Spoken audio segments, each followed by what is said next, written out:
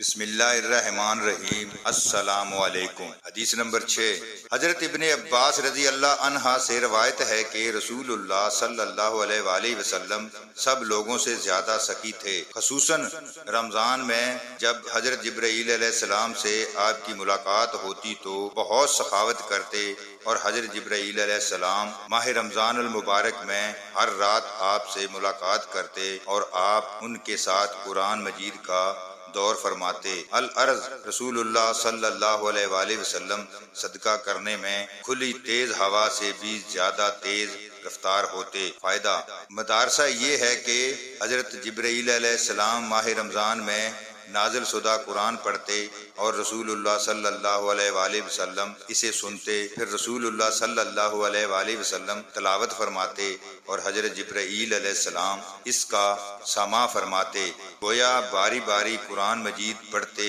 جیسے ہمارے ہاں دور کرنا کہا جاتا ہے۔ آخری سال رسول اللہ صلی اللہ علیہ وآلہ وسلم نے حضرت جبرائیل علیہ السلام سے 2 مرتبہ دور کیا تاکہ مجموعی طور پر پورے قرآن کی یاد دہانی ہو جائے، نیز یاد رہے کہ یہ آخری دور اسی ترتیب سے ہوا تھا جس ترتیب سے آج ہمارے ہاں قرآن موجود ہے، کیونکہ اس آخری دور کے وقت حضرت زید بن ثابت رضی اللہ عنہ موجود تھے۔ انہوں نے بعد میں اسی ترتیب سے لکھا جس ترتیب سے انہوں نے سنا تھا۔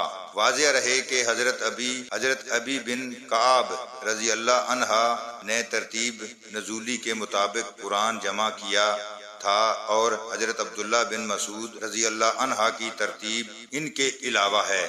اللہ تعالی ہم سب مسلمانوں کو دین کو سمجھنے کی توفیق عطا فرمائے، آمین ثم آمین۔